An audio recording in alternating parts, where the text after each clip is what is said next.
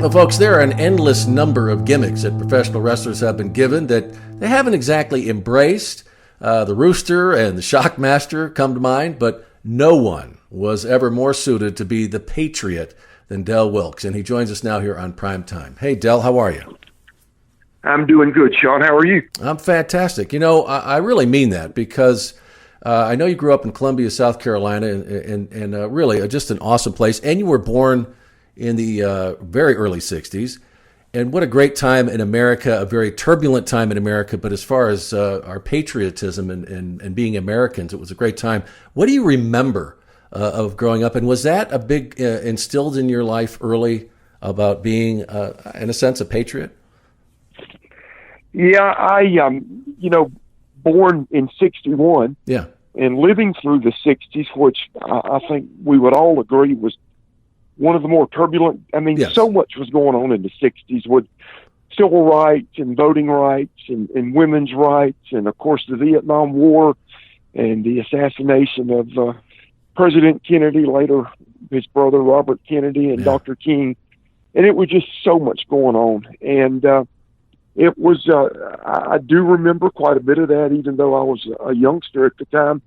But very fortunate that I was brought up in a home, not only my parents, but around my mom's parents and my dad's parents, people that just had a genuine love for this country, a respect for this country. And I was taught that at an early age, and not that we're a perfect country, no, but it's the greatest it's ever been. I mean, there's nothing like America, and just a wonderful, wonderful place to live. And I'm very, very biased, and I think we all are in that sense. I was fortunate to be a South Carolinian, in a wonderful, wonderful state, again, that has played such a major role throughout history with a lot of things. And so very proud of my heritage, not only being a Wilkes, but being a South Carolinian and being an American. You know, and as I mentioned, growing up in that part of the country, and I have visited South Carolina many times, and I just think about, like these 4th of July towns and the way they light up for anything really when it comes to America, and the 4th of July, as I mentioned, with fireworks. It just kind of has like that Norman Rockwell kind of feel to it. And what was that like growing up for you? And I don't really know, what kind of a neighborhood you grew up, but obviously sports was a big part of it. But tell me a little bit about that upbringing. Well, I was raised in a very rural area, right outside of Columbia, South Carolina, and we've been in Columbia my whole life. My dad was born and raised here. My mom was actually born in North Carolina, but at a very early age, her family moved to South Carolina. So this is my roots. This is where my grandparents were born and raised, and a very rural area. I still have great memories of during the summer of my mom and my grandmother going out and picking peas and butter beans and getting back to the house and literally sitting on a big porch, that sort of wraparound porch that you picture a lot of Southern homes to have, and shelling beans and shelling butter beans and my mom canning different things, different vegetables and fruits, and just really, really things that no longer are done in society, but just seem to be a lot of households and a lot of families did those type of things in the South. And it was, I grew up around, not so much from my father, but from his dad and my dad's brothers. They were very sports oriented. They were huge University of South Carolina fans. 2 of my dad's brothers graduated from the University of South Carolina. So through them, I developed and a love of everything Gamecock. Football, baseball, basketball, and just the tradition and history of the football program at the University of South Carolina. So all of that, it's through family. Not only does, a love for your country and your state and your neighborhood, and a responsibility to those around you to help out if something is needed. Not only does that come from inside your home, but it also comes from aunts and uncles and grandparents. And it's just everyone that helps develop and build in you that love of state, country, or neighborhood, that willingness to help and serve. And I'm very thankful that for my background and upbringing. Yeah, and I imagine early on that you realized that you had this athletic ability. I know you played just a smidgen of baseball along the way, but you were a big sports fan. But when did football really start to become a part of your life? In the 6th grade, I was a sports fanatic. I just devoured everything I could. Yeah. And I'm talking at an early age, 8, 9 years old. I'm buying Streets and Smiths preseason guides to football, baseball, basketball, and sort of on a reflection of how old I am. I was a huge Roman Gabriel fan. I can't tell you why a kid from South Carolina was a Los Angeles Rams fan, but Roman Gabriel, Jack Snow, Merlin Olsen, Rosie Greer, Lamar Lundy, all those guys. But for me, the 6th grade was the first time I played organized football and just absolutely fell in love with it. I was a big kid, bigger than most kids that were my friends that I grew up with. And I played other sports, but football was the one that it seemed that it was meant for me. And it was just a natural connection and love for it. And with my size, and it's fortunate the Lord gave me some athletic ability, it just was, it was where I belonged. Yeah. Now, I hope I'm correct. You went to Irmo High School in Columbia? Is that? I did. It's where my dad went to high school. He graduated from there in 1957. And of course, I graduated there in 1980. My brother and my sister all went to Irmo and graduated from there. So, it was, part of our family. All my dad's brothers went there. So, at the time when my dad was going there, it was an extremely small school. Irmo was a very rural area. It was out in the country, about 12 miles outside of Columbia. But over the years, Columbia grew out toward Irmo, and it just got to be a big area out here.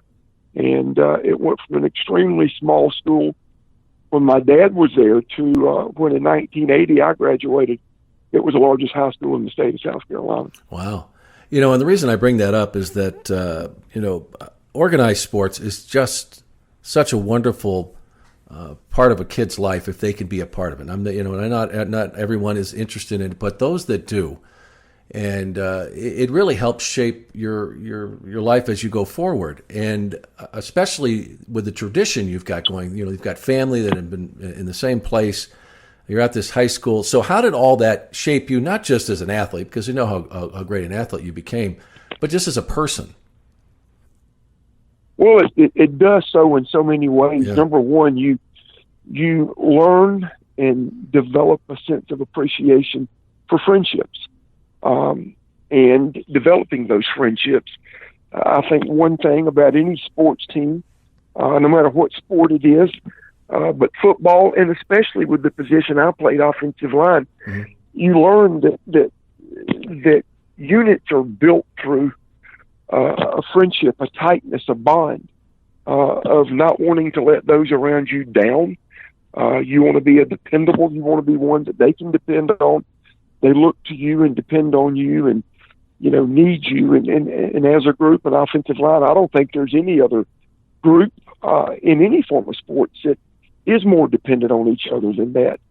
So sports helped me learn the value and appreciate the value of friendship and knowing that others depend on you and look to you. And I do the same to them. And it also helps teach and develop in you just a work ethic. I know you hear that a lot about sports, and it may sound cliche-ish, but it's true. It is. You develop a work ethic, and you realize that hard work and what you do, dedication to your craft, not only on the field, but when you're off the field, in a weight room, in a film room, they just go hand in hand. So not only does it help in development of friendship and tightness as a unit, but also your work ethic.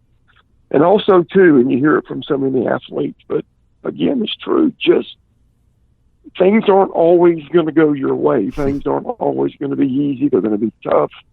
You're going to have disappointments in life. You're going to have games where you go out and you just stink up the joint. You play horrible. Yeah. And you get your face kicked in. And another team embarrasses you, or another player in one-on-one matchups just shows you up and embarrasses you. But you realize you can come back from that. Again, you count on that hard work and that dedication and that love of what you do. So all those things help in life and later in life. They're saying that those are things you carry with you for the rest of your life, and you also absolutely and you try to stress those things to your children. And now that I'm a grandfather, to my grandchildren, so they're just so valuable, not only in sports but in life in general. Yeah, and as they say, Del, it's not so much what you do when you're standing up; it's what you do when you get knocked down. And I preach that to my children as well. But before we talk about you going to college and having a great college career, was wrestling a part of any of this along the way? Were you a fan? Did you mess around with trying to get in the ring at all? What was going on at that point in your life? Wrestling was a very important part of my life. Next to being a Gamecock fan and being a Los Angeles Rams fan as a kid, I was a huge wrestling fan. Growing up here in South Carolina, we had Mid-Atlantic Championship Wrestling. Oh, good stuff. That back during the territory days. Yeah. And so I grew up every Saturday morning listening to Bob Caudle and seeing Wahoo and the Briscoe brothers and Jack and Jerry and Rip Hawk and Sweet Hansen. As a matter of fact, the first show that I ever attended live was at the Township Auditorium, a great building to watch a wrestling match in. Just a smaller venue, but the fans are right on top of you. Great acoustics, good lighting. And I was 10 years old in 1971. Yeah. And a friend of the family, as a birthday present, took me to a show there at the Township. And I can't tell you anything about that show other than the main event was Jack and Jerry Briscoe against Rip Hawk and Sweet Hansen. And, man, those guys were larger than life to me, Sean. It was amazing. I was sitting here watching, and we were at ringside. I was sitting here watching those same men that I saw every Saturday on TV. Uh-huh. And not only that, but on weekends when I think most families were that way back then, the mom would go grocery shopping on Saturday. And I would sit at the magazine rack while my mom was doing the grocery shopping. Uh-huh. And I would go through those wrestling magazines. Bending the pages. And there was, yes, sir, absolutely. Yeah. And I got a $2 allowance every week back then, and I would take my money and buy wrestling magazines. So now I'm sitting ringside live watching these guys. Wow. So it had a huge impact on me. I grew up just loving wrestling and mesmerized by it. Yeah, and before we get into that, I do got to mention the tremendous career you had at the University of South Carolina. Selected an All-American, started by in I think '84, and the Walter Camp Football Foundation. I mean, you're just a consensus All-American. And well, first of all, talk about what it's like, what that meant to you, because you almost went somewhere else to school. Although I know that the Gamecocks were your in your heart. But tell me about that college career and how that shaped you as you went forward in life, and what a great time. A wonderful experience, yeah. And I did almost go somewhere else. I committed to go to Clemson, our in-state rival, even though I grew up in a Gamecock home, and we did not have a Clemson fan in our family, and they probably would have been you might kicked have been out disowned. Of the family. Yeah, that's exactly right. But a funny story is that in the 9th grade, my dad moved our family away from Columbia, South Carolina for 5 years. In 1973, we moved to Calhoun, Georgia, and my dad worked in a ministry there for 5 years, from 73 to 78. And it's the 9th grade. I'm sitting in history class, and the lady from the office comes over the intercom and said that I needed to report to the head coach's office, the head football coach's office. So I went down, and Coach McMillan introduced me to a gentleman by the name of Clyde Wren, who at the time was the recruiting coordinator at Clemson. And when you're in the 9th grade and a recruiting coordinator shows up from a major school and says, look, we think in a few years you can be a part of our program and contribute, that blows you away, and you're pretty That's a big impressed impression. by it. Absolutely. So it took a lot, even though my background and my love for Gamecocks was what it was. It took quite a bit for them to be able to overcome that. And I shook Danny Ford's hand one night after an official visit and verbally committed to go to Clemson, but the head coach in South Carolina, a guy by the name of Jim Carlin, a few days later talked me out of it, and I never looked back. I never regretted what I did by going to South Carolina. But again, a dream come true. Growing up watching those games, listening to those games on the radio, going to Williams-Brice Stadium and sitting there as a fan, as a kid, as a teenager, watching the Gamecocks play. And now one day I'm part of that. I'm out on the field and people are now watching me play. And it was just, it was, wow, I'm here. I'm doing this. And it was just a dream come true. But again, it's, go ahead. I was going to say, and at the time when you were selected as an All-American, I think that there had only been one other at the time, All-American at USC, right? Yeah, my senior year, 1984, was when I was. Now, what had happened? We had other guys that had been first-team All-Americans, but we'd only had one guy that had been a consensus. Back then, there were 5 major All-American teams. And to be a consensus, you had to be first team on 3 of the 5. And the only other guy that had ever done that was a guy that I'm fortunate to call a teammate, George Rogers, who won a Heisman Trophy. And he won the Heisman Trophy my freshman year at Carolina, 1980. So 4 years later, I joined George as the only other consensus All-American. Now, since then, we've had 2 other guys that have been consensus All-Americans, and Melvin Ingram, who plays with the Chargers, and Jadeveon Clowney, that plays with the Texans. So I'm in great company there. And I'll tell you what, one of the coolest things, and at least for somebody like me, and folks, back then, Bob Hope would have his Christmas special. And every year, one of the things he would do is he would introduce the consensus All-Americans, and you were one of them. And that I think that's really awesome. But at the time, that must have been gigantic. It must have been huge for your family. You must have been so proud. Oh, it was. It was a big, big deal. It was just, again, it was one of those moments where you go, wow, I can't believe I'm here. How did this happen to me? I never dreamed. I knew, or I felt like I was a good ball player and a good athlete, but I never dreamed that one day I would be running out and Bob Hope would be introducing me as one of the consensus All-Americans. And it was funny. We had a guy on that 84 All-American team named Bill Flalick that played at Pittsburgh. He was an offensive lineman. And it was his 3rd year doing the Bob Hope show. And I watched him, and he just acted like it wasn't a big deal. And I thought, I don't get it. But maybe it wasn't. He'd been there 3 years. But this was a big deal for me, man. This was unreal, and the love and the support of the family. And I'll tell you, that's what also makes moments like that very special, as you well know, is you're able to share it with your family. Because, listen, my mom and dad sacrificed for me to be able to be there. You know, running you back and forth to football practice as a kid, and my mom having to wash dirty football pants and jerseys night after night so they'd be ready for the next day of practice, and just sacrificing their time, their effort, their money so that I could do those things and participate in football.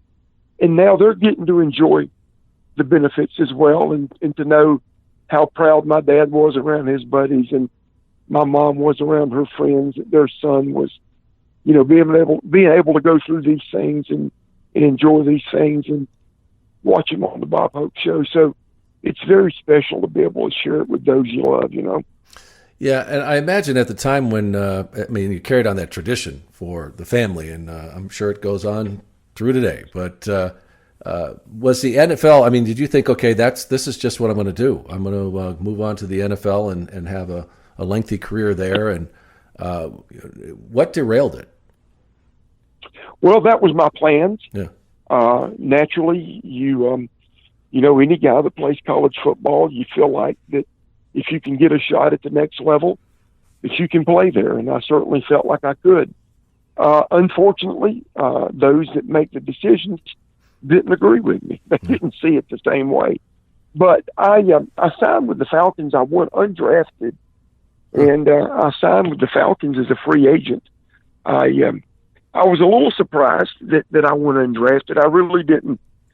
After talking with my agent and actually talking with some other people in that business of representing athletes, I felt like that probably maybe a third, fourth round pick somewhere in that area, but it just didn't happen. Mm-hmm. And so I signed as a free agent with the Falcons. And, I went into camp confident that I'm sorry, let me change that. I signed with the Buccaneers. Yeah. In 85 out of South Carolina. Yeah. And again, you're in a situation where there are a lot of good football players in camp. Oh, yeah. Everybody that's in camp was probably the best football player on their team in college, or one of the better players on their team in college. But you get to the NFL level, and we've got 20 offensive linemen in camp, and they're only going to keep 8. Yeah. So there's going to be 12 guys that are very good football players that aren't going to be there. They're not going to make it. They're not going to be a part of that roster. So the Bucs released me, and then I signed with the Falcons in '86. And the same thing, they released me. I was at breakfast one morning, and you hear the stories about the Turk come into your room. I'm at breakfast, and I'm sitting there eating my scrambled eggs and bacon and my grits, and somebody taps me on the shoulder. Mm. And I look up, and there stood the Turk, and he said, "Coach needs to see you, and you need to bring your playbook." Yeah. Well, you know that. That's it. Your ride's over. Yeah. And I said, "Well, can I at least finish my breakfast?" He said, "Sure." And the guy stood right there over me, making sure that I finished my breakfast in a timely manner, and then escorted me to the head coach's office. And so when I was released then by the Falcons, I completely changed my mindset. I put football behind me, and I had decided probably my sophomore or junior year at South Carolina that whenever football ended for me, mm-hmm.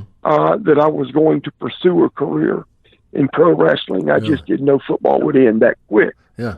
But so when the Falcons released me, I just packed up and I came back to Columbia, and I got a job in the real world. I went to work in sales for an industrial supply company, and started working towards saving some money up to get into a wrestling camp.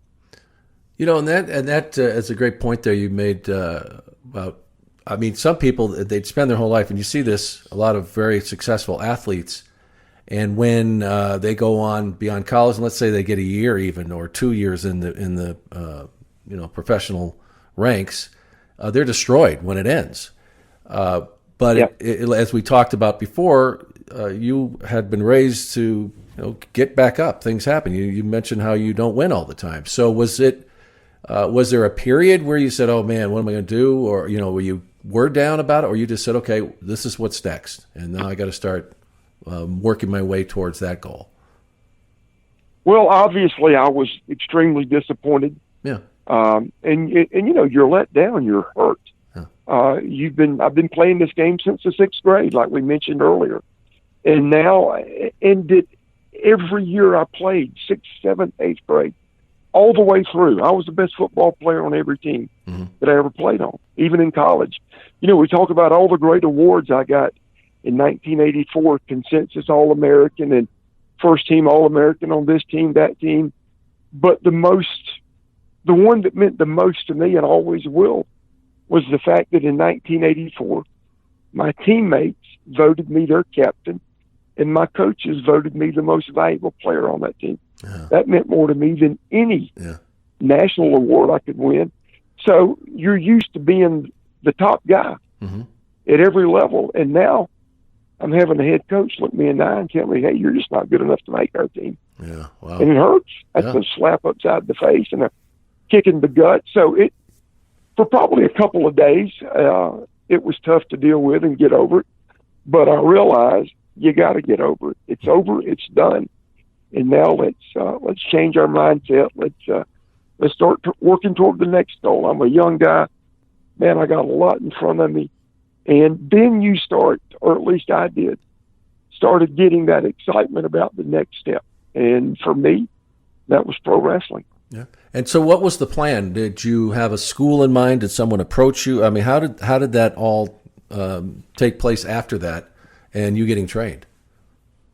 Well, I knew that there was a school in Columbia, my hometown, and it was owned and operated by Lillian Ellison, one of the most iconic lady wrestlers ever, the Fabulous Moolah. And Moolah, just like myself, was a native of Columbia, South Carolina. And so I had, after I was released by the Falcons, I called Moolah and just over the phone introduced myself and told her who I was and my background, and that football had just ended for me.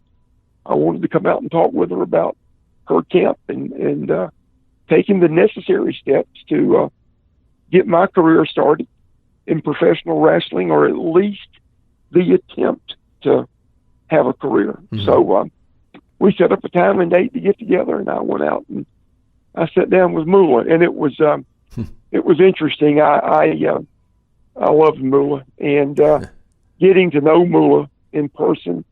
You know, on TV, I saw that character, that tough, hard-nosed woman. Hey. But when you were around Moolah, I would always sort of compare her to a Waffle House waitress. You know, you walk into a Waffle House, especially here in the South, and you're honey, sweetheart, sugar pie. Yeah. How can I help you today, sugar pie? What would you like to drink, sweetheart? Do you need a refill on that coffee, honey? And that's how Moolah talked to me. Hey, baby. Hey, sweetie, how can I help you? Well, darling, it's going to cost $2,000 to go through my school, sweetheart. And here's what we hope to accomplish during that time, sugar pie. And so she was a very endearing figure to me. The only issue that I saw potentially that could be a hindrance to me was that her school was for girls, and it was geared toward girls. And there had been a number of ladies that had come out of her camp or her school and had gone on and had very good careers. Very successful careers, but there had never been a guy. I didn't know she trained men, so and so what she did, there were some guys that hung out at her place that she would she'd send up to events for TV tapings. And, you know, back when on TV you had enhancement guys, or some people referred to them as job guys, that would go out and in a short period of time put over the talent, the superstars, you know, a 2-minute match, a 3-minute match. And the guys that she had there at her school were guys that had done TV for events in that capacity. And I'll be honest with you, Sean, they didn't know much more than I did. And they weren't that good at what they did, but they were able to teach me the basics: a headlock, an arm bar, an arm drag, a backdrop. I learned no psychology there.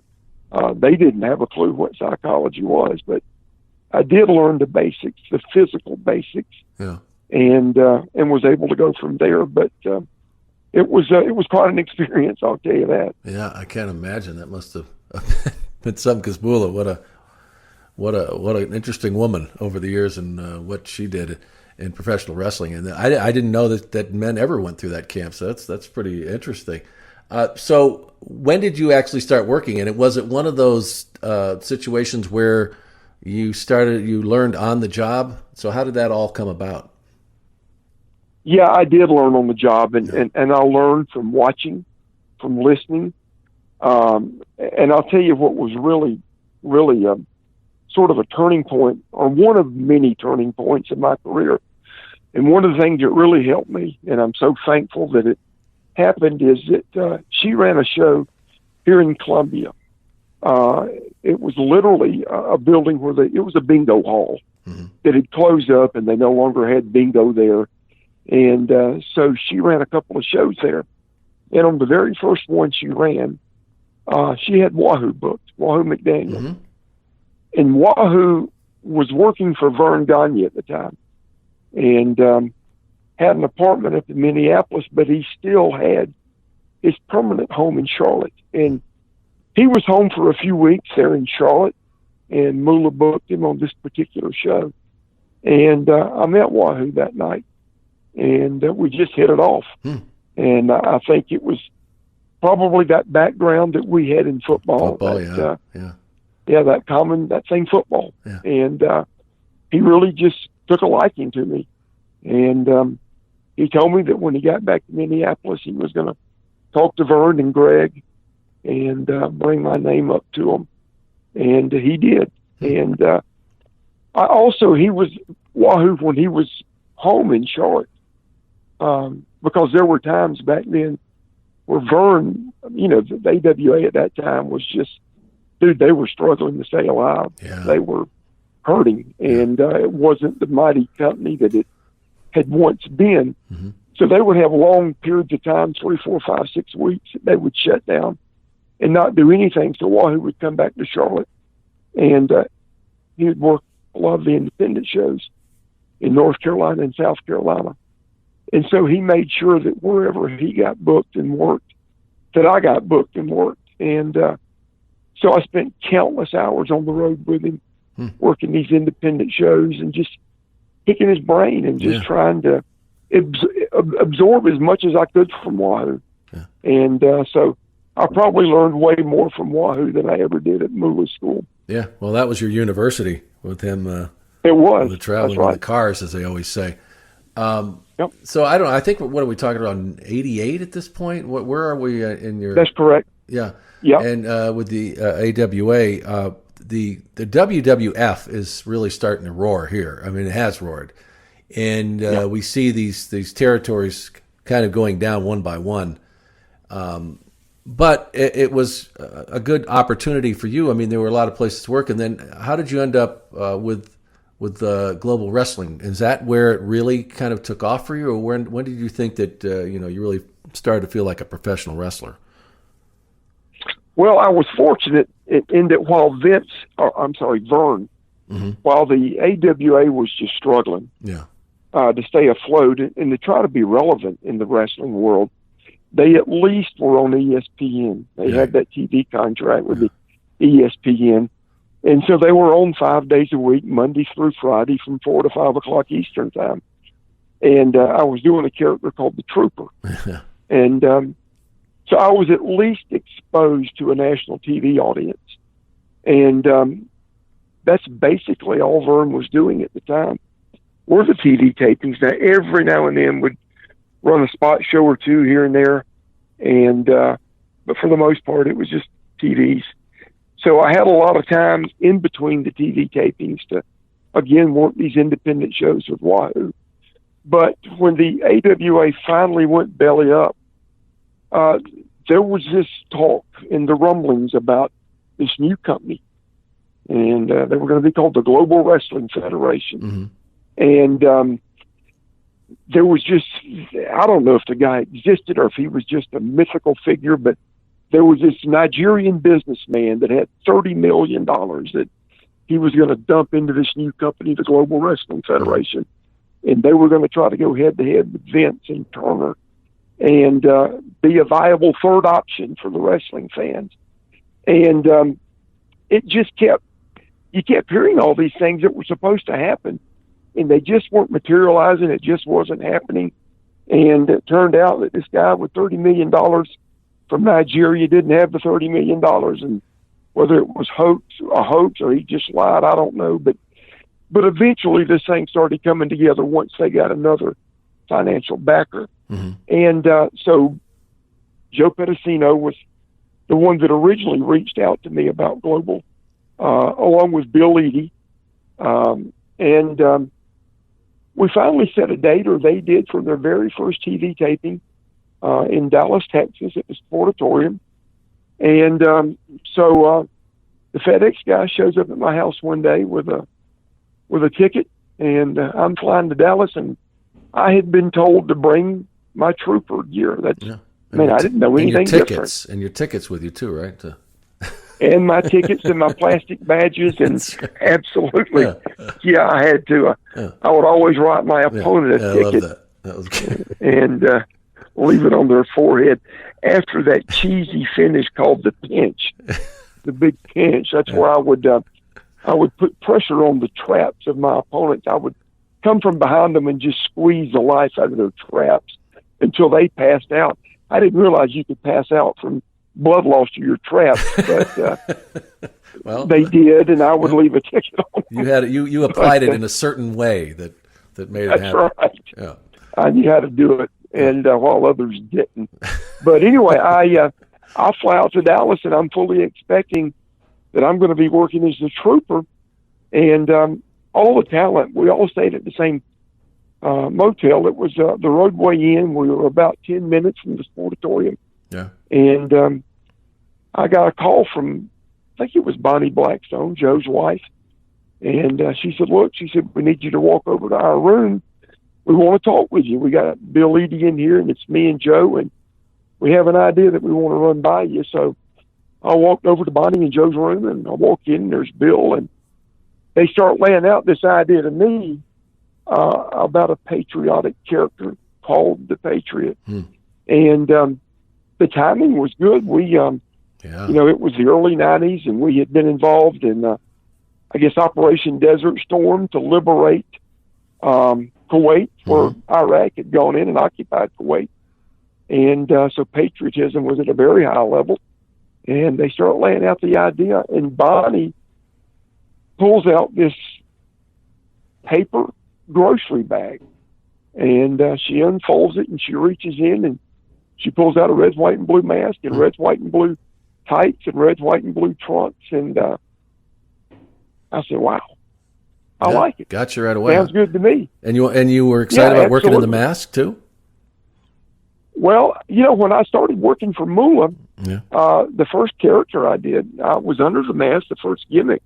The guy that broke into the business with me, a buddy of mine that went to the Citadel, a military school in Charleston, she put us under hoods and called us the masked grapplers. You know, how creative the masked grapplers, right? Yeah. And just put us under these red hoods. Yeah. So I'd worked under a hood for a little while, and I'd even worked under a hood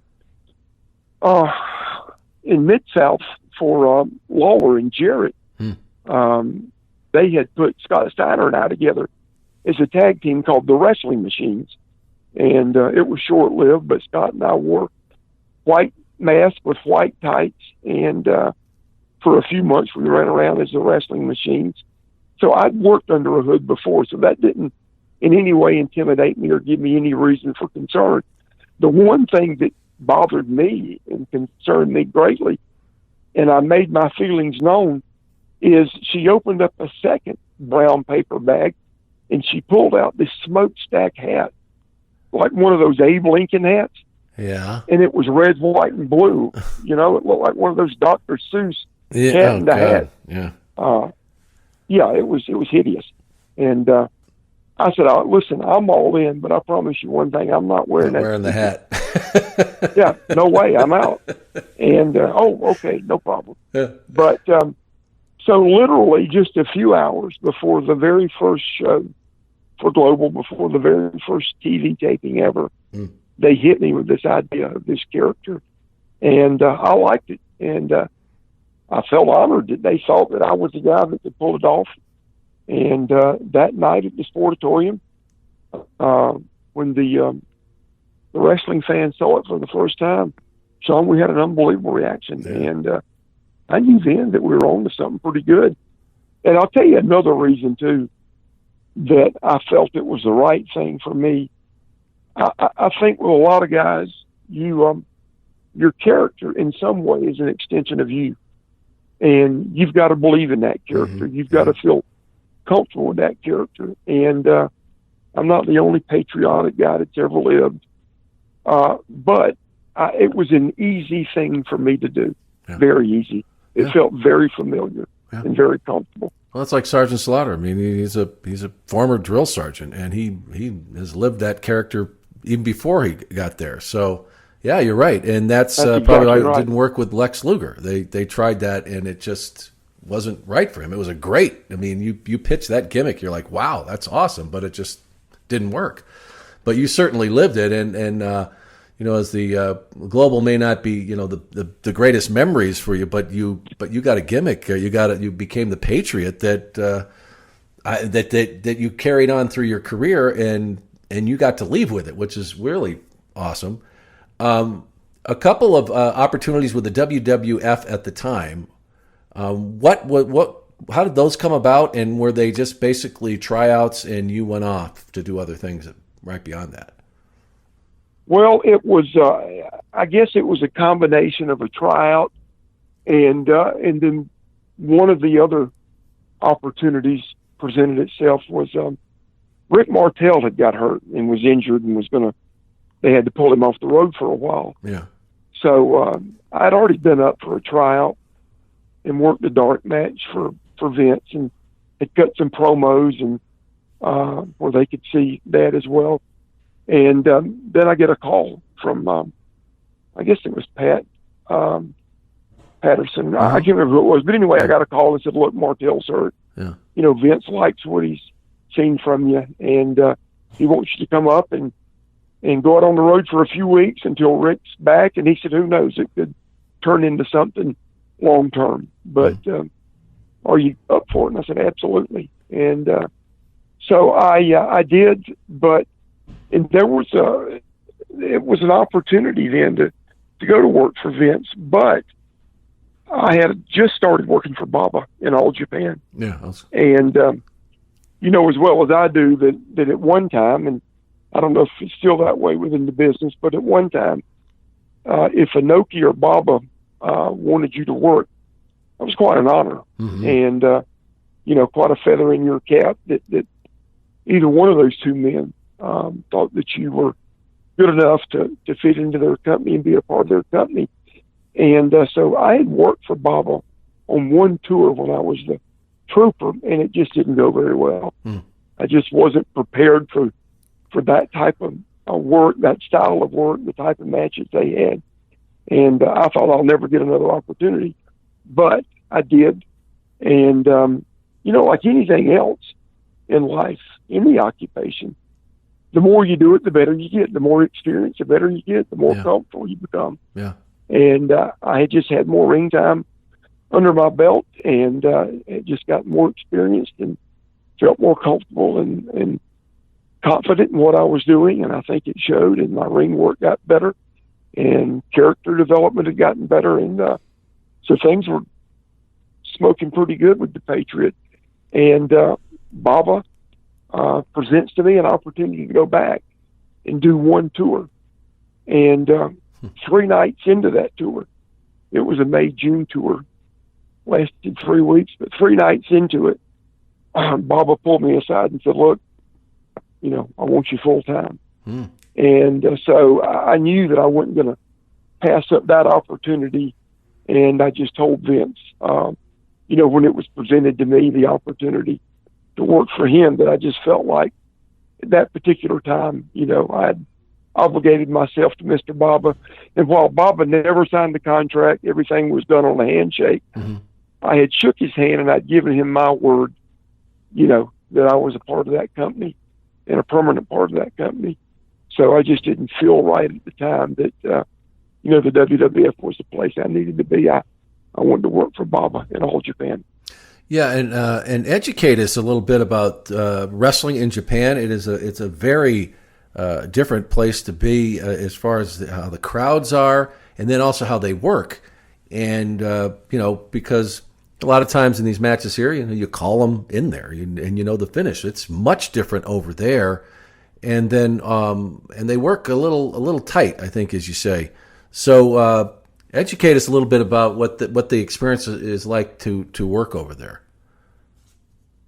Totally, completely different. It's still pro wrestling, but it's a different approach. It's a different mindset.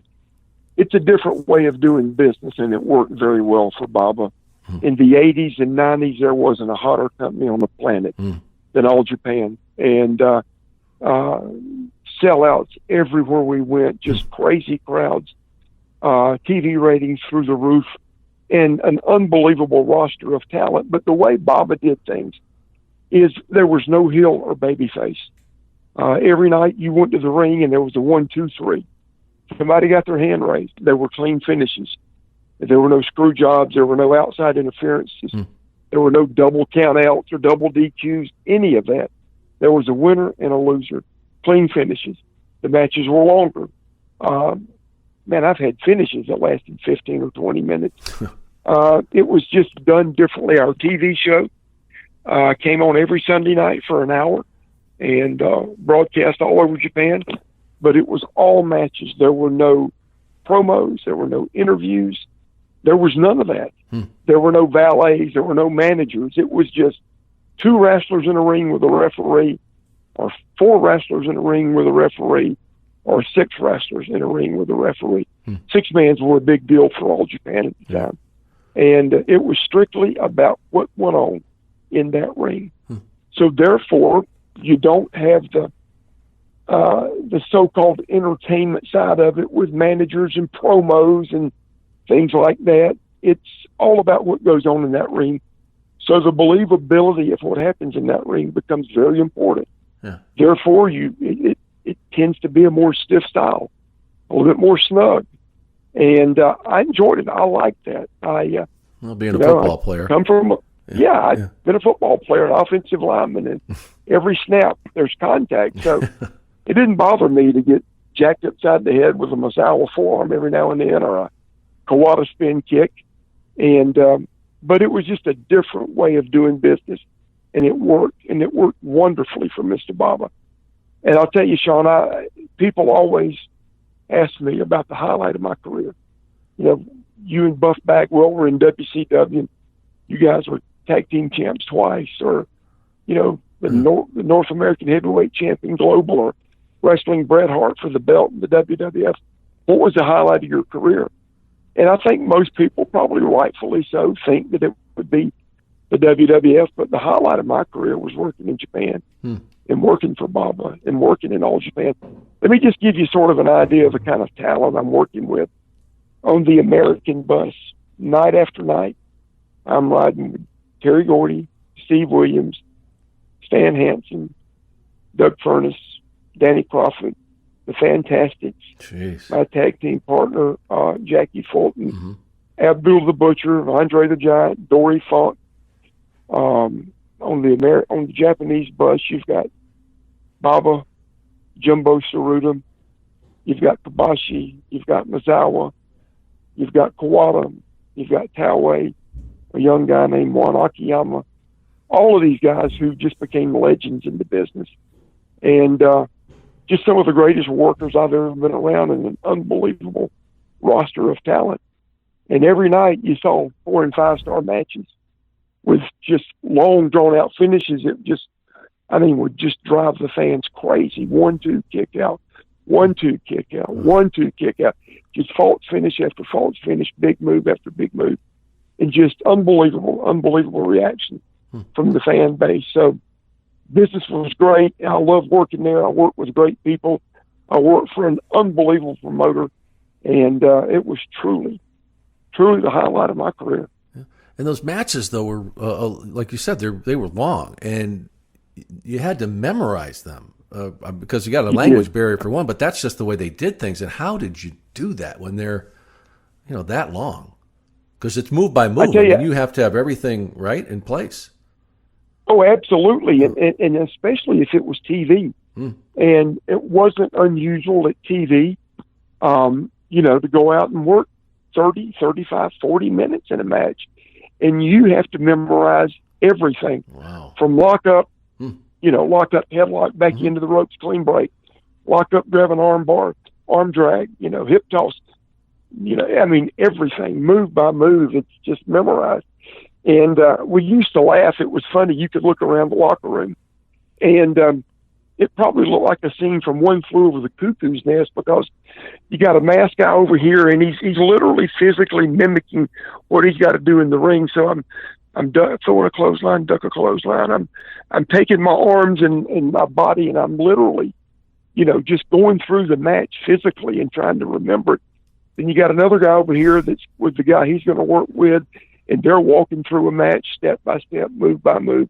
And it looked pretty funny when you look around and you see everybody off in the corner of the room, trying to go through this match and memorize it and make sure that you've got it down. And as you said, you've also got a language barrier. And sometimes that can present problems. I was working with one of the Japanese guys one night, and I just called the spot in the ring. I said, reverse drop kick. I'm shooting him off the ropes, and I want him to reverse me into the ropes.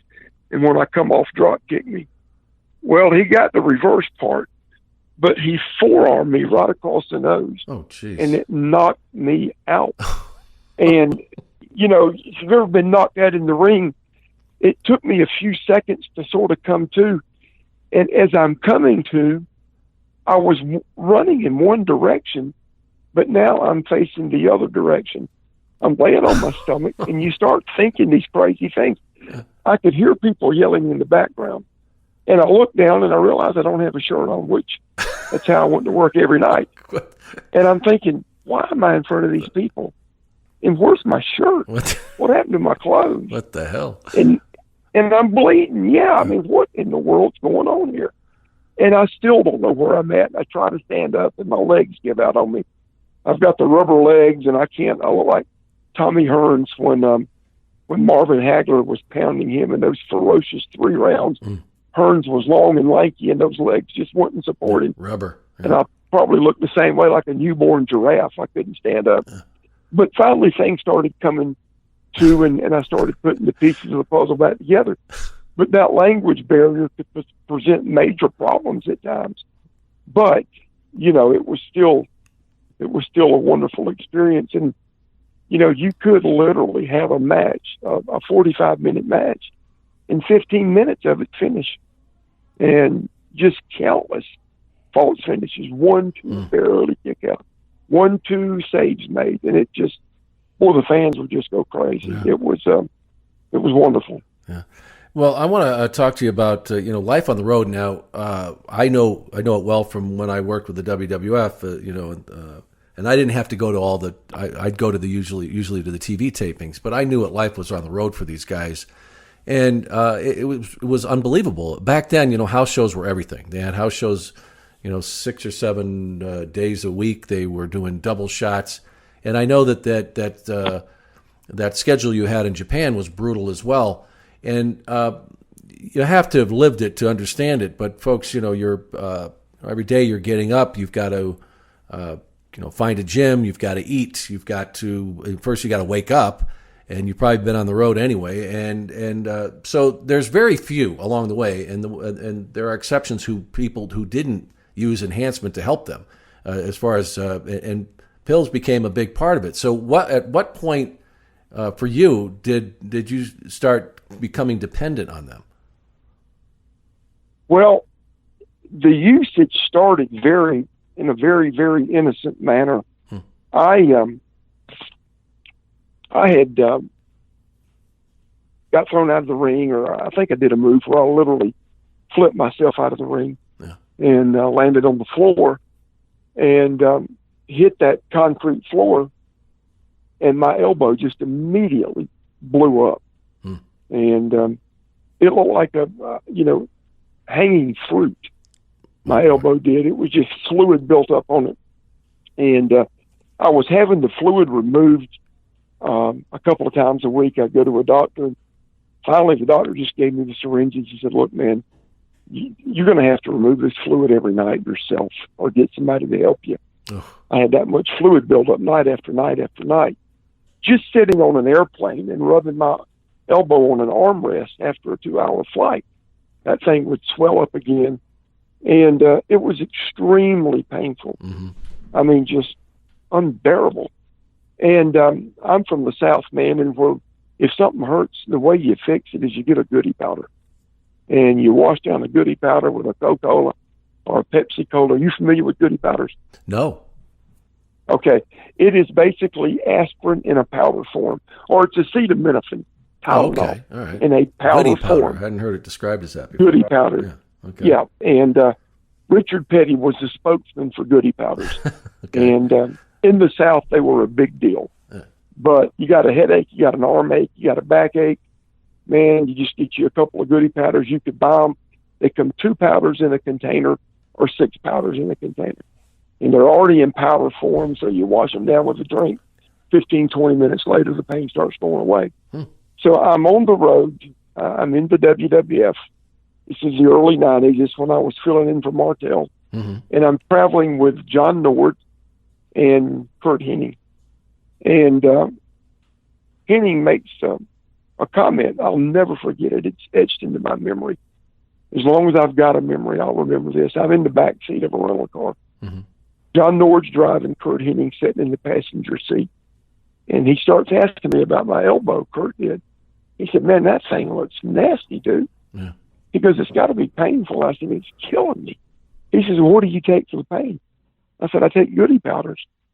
And he said, goody powders? And he laughed at me. And he said, goody powders? He goes, what's a goody powder? And I explained to him, just like I did to you, what a goody powder was. He said, dude, he said, you don't take Percocet or Vicodin or anything like that? And I said, no. He said, and I was under the impression that pain medication would make you stupid and goofy and unbalanced and not be able to work. unsure of yourself and not be able to work. And I said, how do you work on pain pills? And Kurt's response was, how do you work without them? I thought, wow. Yeah. That's maybe he knows something I don't know. Yeah. So he went into his stash and he did what restaurant. He gave up some of his medicine, some of his pills. He handed me, I think, 6 Percocet. And he said, take these tomorrow night before your match. About 30 minutes. Take 1 or 2. Boy. And I did the next night. And I didn't feel that unbalanced feeling. I didn't feel that drunk feeling I thought I would feel. I was buzzed. But I know one thing, I didn't feel pain. And I was able to go out and work, Sean, and do what I was paid to do. And it didn't make the injury go away. It didn't heal the injury, but it took the pain away. And I could go out and work. Well, and you were a big specimen out there. I mean, and the things you did, you were, drop kicks off the top rope, and you did this stuff night after night. You weren't exactly taking good care of the machine. No, I wasn't. I mean, what other injuries were you dealing with as you went along? Yeah, I was probably doing things in hindsight that I shouldn't have been doing. Or and at I'm least sure other guys must have told you, though, didn't they? Say, hey, dude, you gotta, other big people. But did you just think, well, I'm different from them. I can do this. I did, and you're exactly right. And another very, very vivid, strong memory I got in my mind is on a bus somewhere in Japan. We had permanent seats on the bus, and I sat behind Stan Hansen. And we just had hours and hours of conversations at night rolling through the interstates of Japan going to the next town. And he told me one night, he said, buddy, he said, I'm going to tell you. He said, what you do looks good. He said, it's impressive for a big guy to get on that top turnbuckle and do that Patriot missile and fly halfway across the ring and hit him with that big shoulder tackle. And that drop kick looks good. He goes, but you're going to cause yourself some serious problems. He said, let the little guys do that. That's for the little guys. He said, you're going to ruin, exact words, you're going to ruin your knees and your elbows. And I did. And so he proved to be very prophetic in telling me that. And so I did. I was doing things that I shouldn't have been doing, and I should have cut back on, and I did get advice from other guys not to do those things. And like Stan told me, he said, look at my fitness, a clothesline. I don't leave my feet. He said, that's what you need to learn to do. And I had the exact same mindset that you just said. I thought, yeah, right. Yeah, it's just coming from an old guy, you know. And I even had the thought in my head, this is how stupid and arrogant I was, I guess. Yeah, that's just coming from a guy that's not athletic enough to do those things. And he knows they look good, so therefore he wants me to stop doing them because it's showing him up. That's how stupid I was and how crazy my thinking was. But anyway, I continued to do them. And those 2 pain pills that Kurt gave me, or those 6, and I took 2 before match one night. Brother, it was magic. It worked. I could go out and work with no pain. And it was years down the road, but that opened the floodgates. Yeah. And when did it really start to become a problem? When you knew it? Oh, man, it was just a few years later. No, really? I'm in WCW and, you know, working with Bagwell. We're working in Stars and Stripes. And I'm at the point now where the most important thing to me is I'm packing up to go out on the road for a week, 10 days, 2 weeks, whatever it is. The most important thing to me, the thing that will absolutely bring panic down on me, is if I don't have my pills. I can live without my gimmick, with my boots, whatever, but I've got to have that medicine bag with those pills in it. And I can't work without them. I can't survive without them. It's gone from just taking a couple before match to taking them when I get up. I can't function without them. Opiates are a drug that your body becomes physically dependent on it. Yeah. And if your body doesn't get that drug, then your body starts doing bad things and you start getting very sick, violently sick, throwing up, muscle cramps, just no energy, and very, very, very bad dope sickness. So it's gone from just trying to work with a bum elbow to now I've got to have them every day. Yeah. And there's another element to this that I used to think about it. I knew what was going on, but there would be these guys that hang around, and they were the guys that were getting the guys the juice, and they were getting them painkillers, and it was no different than a pusher. And I always wondered though, like how did they get so many pills then? And I know it's a lot different today, but were there always somebody in some city that could get you, or did you have your regular guys that when you went a place? How did that happen? How did that work? Well, for me, it worked through meeting a doctor. I was working for WCW, and we were working a show in Indianapolis. I think we were getting ready to work a show there. And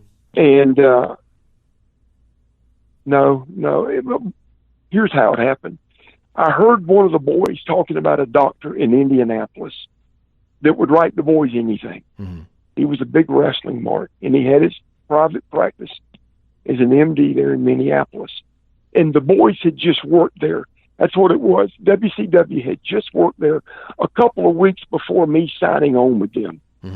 So I had missed the show in Indianapolis, but I overheard one of the boys talking about Dr. Feelgood, and I'll leave his name out because a lot of the boys knew him. He was it was a very popular name back in the 80s and 90s in the wrestling business. And so I got on the phone and I just made something up, and I called him. I said, "Hey, Doc, this is Dale Wilkes, the Patriot." And I said, "Man, I hate I didn't get a chance to speak to you last week when we were in town. I wasn't there. I wasn't on that show, so I was lying to him." I said, "But, man," I said, "I tell you, I really needed to talk to you. I got a need that's just killing me. And my doctor here at home just doesn't want to write me any kind of pain medicine for it." I said, could you help me out and call me something in?" "Absolutely, Dale. What's the pharmacy you want to use, and what's the phone number?" Boy. And that started a relationship that was built solely around drugs and about his love for wrestling. And he became a part of my monthly budget. Yeah. I would send Dr. Feelgood. I think I was sending him $1,200 a month. So mortgage payment, car payment, insurance payment, Dr. Feelgood. Wow. But did it continue to grow? I mean, was it, $1,200 and then it was, Well, no, the amount I sent him didn't grow, but I also did other things for him. In our line of work, you can build up an awful lot of frequent flyer miles.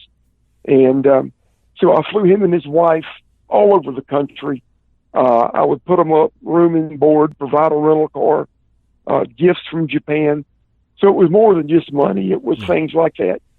And what he would do every Monday, he would send a FedEx package out to me, and there would be 6 different handwritten prescriptions for Percocet, and there would be 100 Percocet on every handwritten prescription. So there's 600 Percocet. He would handwrite a prescription for 300 Somas, for 150 Valium, 150 Halcyon. And I would go through all that.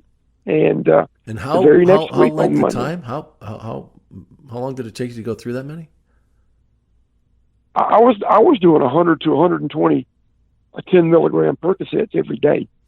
Oh my God. 100 to 120 a day. Sean, as the Lord is my witness, I would chew 15 to 20 Percocet up at a time. Chew them up and get them into that goody powder form and swallow them. And that would last about 4 hours, and then I'd chew up another 15 to 20. So I was doing 100 to 120 pain pills a day. Jeez, and you're still working. Yep, still working. And at night, there's a misconception about pain pills that they make you sleepy and drowsy. Yeah. But yet, if you've taken them for any length of time, they do the exact opposite. It's like go-go juice, dude. Yeah. I mean, you are at Mach speed, and you can work 45 minutes and not even draw a deep breath. I'd get home from being on the road for a month and working in Japan. Within a couple of days, I'm in my yard working, and I'd take 20 Percocet, and I could get my yard done, wash my cars. I mean, it was energy, it was it was rocket fuel. Yeah. So at night, you've got to go to sleep, but you're jacked up because you've taken 120 Percocet that day. So what do? You need something else. Take 30 or 40 Somas. You take a couple of Xanax. You take a handful of Halcyon. It was a vicious cycle, dude. An eighth of that would kill somebody if they just started taking them. I mean, the no doubt. What you had built up. And at the same time, it also, because you're not feeling the pain, you're doing more and more damage to your body because you're not feeling the consequences. And so that's exactly what's right. happening with your body at this point? It's getting worse and worse. The two things that ended my career, it was a torn tricep on my right arm, and I blew my right knee out. I think I've had 8 surgeries on that right knee, with 3 of them being replacements. I've had my right knee replaced 3 times. So it's just getting worse and worse and worse. Yeah. And not only does it affect what I'm doing in the ring, but it affects what I can do in the gym. You can't do an awful lot when you've got a torn tricep. Your bench press, your incline press.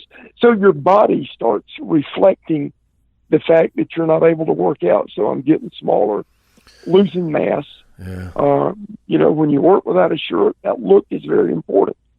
And so it's affecting all that. And I don't know if I'm jumping ahead here, but I want to say this. When I was working for Vince in the late 90s, and my addiction is it's just crazy, Sean. It's just, what a burden to try to work every day and travel, but also to know that you've got to feed this addiction. Mm-hmm. And it just becomes like overwhelming. And I finally met with my doctor here in Columbia, and he said, dude, you got to stop. You can't go on. Yeah. Your body is shot. And unless you take time off to heal, you're only going to get worse. And I'll never forget, he also relayed that thought to JR and Vince. And we were getting ready to go overseas and do a tour in the Middle East and Israel and that region of the world. Yeah. And I got a call from Vince and JR, and they're on the phone together. It's sort of a conference call type thing, and my doctor as well. And they said, Dale, we've all come to the conclusion that you got to get healed up. Mm-hmm. Your body's shot. It's a wreck. Yeah. And we think it's in your best interest to take the time to do that. And it was almost like I wanted to cry. I thought, finally. Somebody's telling me no. But the addiction only got worse after that. It didn't do what I hoped it would do. Yeah, you didn't go home and heal, right? Worse. No, because you had no other distraction. I mean, I don't know what happened, but no. What state of mind are you in at that point? Your body is a mess, and I don't know what you're doing at that point as far as what you have to put into your body just to get through every day. Well, now I'm done, and Vince left it with me this way. He said, Dale, please take care of yourself. Get these injuries taken care of, and we're going to pay you the remainder of X amount of dollars and for the contract. But please take the time to get healed up. Get these surgeries, get your body back. And he said, when you're ready, come back and work. And he said, if you want to work a limited schedule, I'll work with you. But we can't do any of that unless you get your body healed up and get these things taken care of. So now I don't have wrestling. I'm supposed to be getting my body healed up and fixed and surgeries, and I just continue to get deeper and deeper in my addiction. And the doctor, Dr. Feelgood, he called me one day. And he said, Dale, he said, I'm in some major, major trouble. He said, the Indiana State Police showed up at my office today. And he said, they got a call from a pharmacist in Columbia, South Carolina at a Walmart. And it was one of the many pharmacists that I would use. I would use every pharmacy in town. And he said, I'm in some deep trouble. And so they took his license away and his ability to practice. And so now I didn't have a doctor that would just call me in stupid amounts of pills. So I went to a doctor, just picked the guy out of the phone book, went to him, and he wrote me a prescription for 40 Percocet.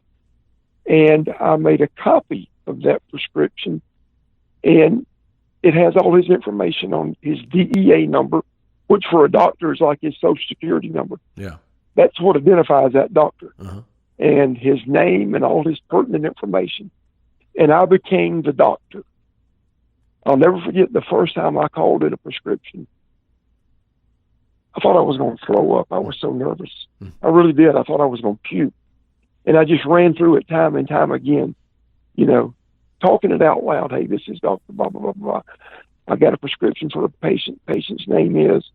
And I just practiced it over and over and over till I finally got what I felt like comfortable enough to call it in and pull this thing off. Now, I would never use my name. I would create a fictitious patient, come up with a fictitious name, a date of birth. But I would call in and call these prescriptions in. And the first time I did it, it worked. And I went to the pharmacy later that day to pick up those 90 Percocet that I had called in. And it worked. I pulled it off, man. I was like, yes, I've got it. Now I can do this I don't need any stinking doctor. Well, that's a felony. That's a major, serious You're crime. that desperate, though, right? You need these pills. Yeah, I was that desperate. Yeah, absolutely. And I don't think there's ever been anything in my life that's really intimidated me except that dope sickness, that I knew that if I didn't get some Percocet or some form of opiates in my system, I was going to be sick beyond belief. And that sickness flat out made a coward of me and intimidated me to no end. So I was willing to break the law. I was willing to go to jail, to get arrested, to get them. And that's how bad I was. And I guess to make a long story shorter, I was eventually arrested, I think 25, 26, 27 times for obtaining prescription by fraud. Wow. And you would end up serving some time. First of all, what did that do to you and the I guess I don't know how your family's reaction, but how you had fallen at that point? It cost me everything I had. It cost me everything. It cost me finances. I mean, I got a big payout from Vince, for that contract. But when you're not working and you're running all over the state, picking up fraudulent prescriptions and you're getting arrested, your legal fees are pretty big. To to retain a lawyer, and I'm blowing all this money on pills, and so it literally cost me everything. Yeah. Finances, my freedom, my family, my word, the ability to trust me. I mean, when you're an addict and you're dealing with what you're dealing with, you'll lie, cheat, steal, rob. You'll do anything you got to do to get your medicine, get your pills, and to get your dope. And you'll lie and steal from your own parents. Yeah. And unfortunately, that's the road it took me down. It cost me everything. Yeah. And folks, if the whole story, and it's just fascinating. Besides so many other great moments in this thing, but the DVDs that you had out and the Behind the Mask, Del the Patriot Wilkes story it has all, if you want to hear the whole story. But what is it, Del, that turned it around? I mean, what really, when you had reached that rock bottom, as we call it, and you started to stand up again, I guess is the best way to put it. Well, there were a bunch of times, Sean, that I thought I had reached rock bottom. Yeah.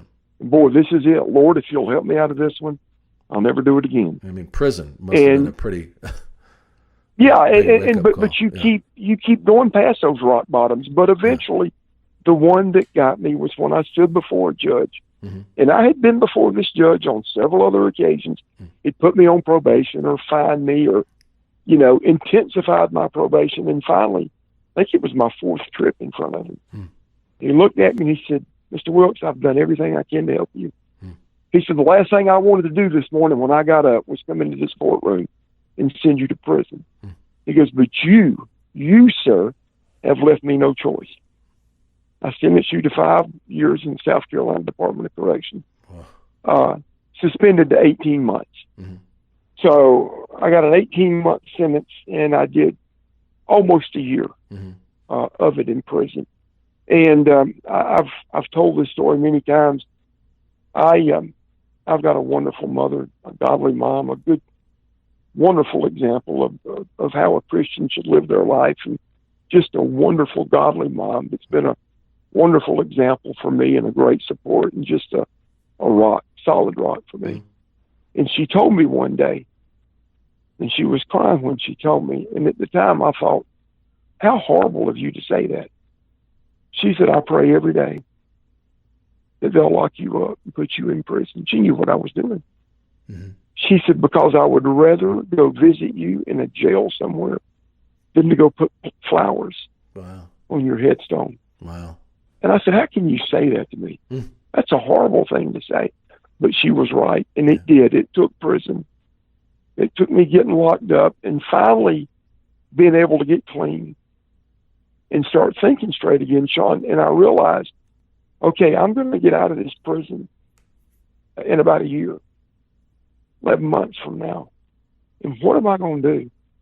Now I can go back to doing what I was doing, and I'll end up back here or I'll end up dead. Yeah. Because you know this as well as I do, that there are so many of my coworkers, my friends, men and women, that died as a result of these same problems. Yeah. For some reason, the Lord spared my life. So I'm either going to end up back here or I'm going to end up dead. And I don't want either of those. Mm-hmm. Well, then what do you do to overcome that? Then you've got to put this thing in your rearview mirror and move on. And fortunately, prison got me to that point where, I was able to realize that. Wow, and turn it around. I want to talk more about what you're doing today, but before we wrap it up, because I know people will want me to have asked you this about your time. You talked about your time with the WWE and the opportunities you had then, but when you went back there, it was your body just wasn't in the kind of shape to where you might have, if maybe it had been a few years earlier. But also that experience with the WCW. You had a 3-year contract. I'm sure it must have been pretty lucrative, but you pretty much opted out and said, "I would rather go to Japan than be here in this situation." How bad was it, and why didn't that work there? It was bad. It was the worst environment that I worked in. I hated it there. Really? Now, when I first got there, it wasn't that way. Mm-hmm. It was a pretty enjoyable place to work. Yeah, I knew most everybody then, there. Yeah. And but what changed it, and it was obviously a big move for the company, but their ability to get Hogan and sign him away from Vince. Mm-hmm. And once Terry came in, and then the whole company, and again, I get it, I understand it, Yeah. but the whole focus of the company became about Hulk Hogan and Hulk Hogan's buddies and those that kiss his butt and those that suck up to him. And so he brought a lot of that with him. Mm-hmm. And so I just went to Eric one day. I said, listen, Eric, I said, man, I'm doing nothing here. You know, I'm in a tag team, and, you know, you've thrown a bone or two our way by putting the belts on us, but Yeah. tag teams mean nothing here now. Yeah. I didn't come here to be a tag team wrestler. I came to be the working single matches. And I said, you're not doing anything with me or a bunch of us. I'm not one of Terry's friends. So I got a chance to go back to Japan. I'm going to be on the other side of the world working. Nobody in America is going to see me working on Japanese TV. In no way, shape, or form am I going to be a threat to you or anything. I said, so would you please let me out of the last year and a half of this thing and let me go back to work where I know I'll be happy and I can get used and get pushed. And Yeah. no, not going to do it. I said, okay. And just a few weeks later, I was supposed to be at a pay-per-view somewhere. I think it was a pay-per-view, and I was on a plane to Tokyo, Japan. And the only person outside of my wife, obviously, that I told was my partner, Bagwell Marcus. I owed it to Marcus to let him know, hey, buddy, when you get to the building tonight, I'm not going to be there. And they're going to ask you where I'm at. You can tell them whatever you want to tell them. But I'm going back to Japan, and I'm working in Japan, and Bob has given me another opportunity. So appreciate you, love you, but I don't want no part of that company, and I'm out. Wow. And so that's what I did. Yeah. You know, you were pretty damn young when you had to step away. I think you were 38 or 39. Yeah. Yeah, and a lot of people, certainly wonder. I mean, God, you're still so remembered. I told you my questions just lit up when they found out we were going to be talking to you. But what a great career, and a lot of people wonder, what might have been beyond that. But really, it's you visited the depths of hell and you're back. You made it out. And what are you doing today? Last week marked the 14th year that I have been with a Nissan dealership here in Columbia, and I'm in sales with them. It's a great company, and I'm blessed to do what I do.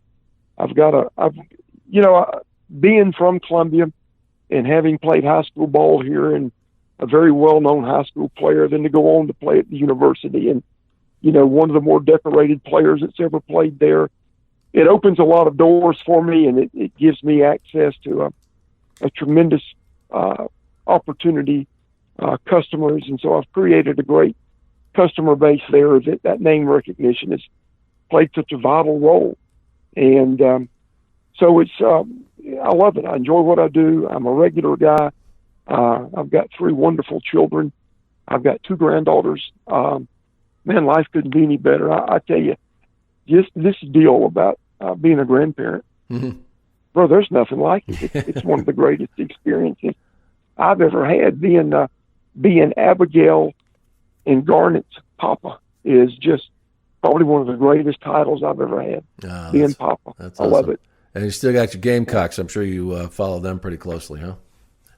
I do, absolutely. And as a matter of fact, just a couple of days ago, did a podcast that recognized the '84 team, my senior year. It's still to this day one of the greatest teams in school history. So we had a big podcast that recognized and honored that team.